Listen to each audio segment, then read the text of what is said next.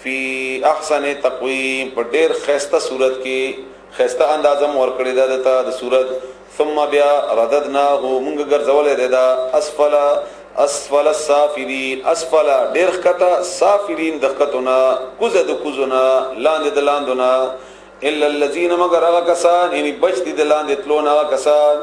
امنو چې ایمان راوړل دي او عامل الصالحات او عمل کړی دي نیک فلهم بذوی د پارا اجر ده غیر ممنون نه ختمیدون کې فما یکذبک بس شي دروغجن کیتا بعد ورستو بالدین د ورځې د جزانا ان څه شه ده چې د دروغجن کیتا د پارا ورځې د جزا دا غینا یعنی دا سړی ته وایي کنه دا کم سړی چې اسفل السافلین ده چې دا کم یو شی ده چې ته مجبور کړي د قیامت په ورځ د پاره چې ته هغه ته مجبوری چې ته هغه ته د دروغ نسبت وکي الیس الله اینا د الله تعالی باحکم الحاکمین د ټولنا خ فیصله کوونکې ونحن علی ذلک من الشاهدین دا آیات چې کله رسول الله صلی الله علیه وسلم فرمایل الیس الله باحکم الحاکمین اینا د الله تعالی د ټولنا بهترین او د ټولنا خ حاکم د فیصله کوونکې او د حاکمانو نه د حکم چلوونکې نو پیغمبر علیه السلام او صحابه کرام ته دا خدلا چې تاسو رستو دی په سوای چې انا علی ذلک من الشاهدین او زه د دې شنو نه د دینه د دې خبره باندې گوایم زه گوایم په دې باندې بسم الله الرحمن الرحیم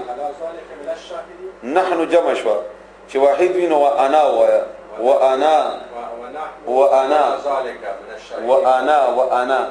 او زه علی ذلک په دې باندې من الشاهدین د گواهانو نه یم اما خو نحن ذکر ویل چې تاسو ټول می هغه کړی ځان سره وانا على ذلك من الشاهدين وانا على ذلك من الشاهدين او زه دینا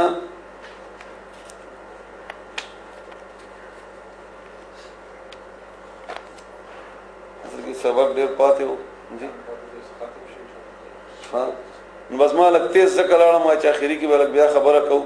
نو دی وجنه او مخکې دا د ټوله تفصیل تقریبا بیانم شوی نو ځکه مې لګ تیز ترجمه وکړه او بیا کې دنه وخت مختصر ده دی بسم الله الرحمن الرحیم اقرا بسم ربک الذی خلق د دې لومبني 15 آیاتونه هغه دي چې رسول الله صلی الله علیه و آله وسلم ته په غار حرا کې جبرائیل علیه السلام راغی اول आवाज شو او بیا باقاعده جبرائیل علیہ السلام راغې او بیا رسول الله صلی الله علیه و سلم ته فرمایل چې اول ولا پیغمبر علیہ السلام جواب کې فرمایل چې وما انا بقارن ز لستون کنه ما نشم لستلای او بیا رسول الله صلی الله علیه و سلم فرمایي چې زه غاړي کې ونی ولا مغه کې او ماته زور راکو او بیا ماته ویلي چې اول ولا ما بیا ویلي چې ز لستون کنه ما نشم ویلي بیا ز اونی ولا ما بیا پر خدای ما بیا اونی ولا ما درې کرتی او بیا د 15 آیاتونه تلاوت کړل او بیا رسول الله صلی الله علیه و آله وسلم غبراو شو او بیا راغ کورته خدیجه رضی الله تعالی عنها ته باقی واقعات او بیان شوی او په سوره مزمل او سوره مدثر په ابتدا کې اقرا قل ولا بسم ربک ونم در رب خپل الذی هغه ذات هغه خلق چې پیدا کړل پیدایش کړي دي خلق الانسان پیدا کړي دي انسان من علق د وینینا هغه وینا چې چکشوي وي اقرا قل ولا وربك ورب دستا الاکرم دیر عزت ولده الذي اغذات علم چې خودلی دا بالقلم په قلم ذریعہ سره علم ورکړی دی قلم ذریعہ سره علم الانسان ذکر دی انسان ته خودلی دی انسان ته ما هغه شی لم يعلم چې دینه پویدو پاغي کلا دا سندا ان بشک الانسان انسان لا يطغى سرکشی کون کې دی الرآه چې دې ګوري خپل ځان استغنا بپروا ان خپل ځان مالدار ګوري ان بشکا الی ربک استرت طرف ته الرجع واپس کېدل دي ارایت آیت لیدل دې الذي اغسړ ينها چې خلق منی کوي ابو جهل د اشاره ده ابو جهل رسول الله صلی الله علیه وسلم ته دمکانه وغیرہ ور کولی چې بیا به رسول الله صلی الله علیه و سلم چې کدل ته بیا د الله نوم واغستو او بیا دلته خبر او کړه نو مونږ به اغا د قتل او د ټوله کیسه تاسو ته ما کړی دی ټوله کیسه تاسو ته معلومه هم ده خو اشاره ده جبرائیل هغه ته ابو جهل ته ان الى ربک بشکر طرف ته الرجع واپس کېدل دي ان بشکا الى ربک استرب طرف ته الرجع واپس کېدل دي ارایت آیت لیدلې ده الذي اغسړې اني ابو جهل چې ينها منی کوي رسول الله صلی الله علیه و آله وسلم عبدن چې یو بنده ده اذا هر کلا صلی چې منځ کوي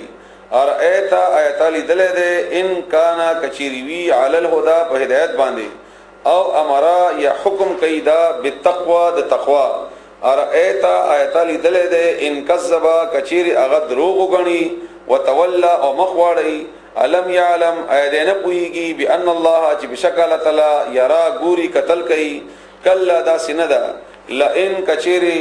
لم ينتهي دمن نشو دا ابو جهل لنصفعا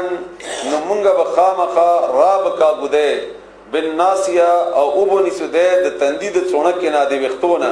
ناسیتن تنده کاذبتن دروغجن خاطئتن د ګناګار فلیدعو نو دې بیا راوغړی نادی او خپل غ مجلس خپل غ خلق سندعو زرد چې مونږ برا اوغړو الزبانيه عدد زغ فرشتي کلا هرگز دا سندا لا تطعه ممنا ویناد وسجد او سجده کوا وقت او د سجدي سره ځان نږدې کړي الله تعالی ته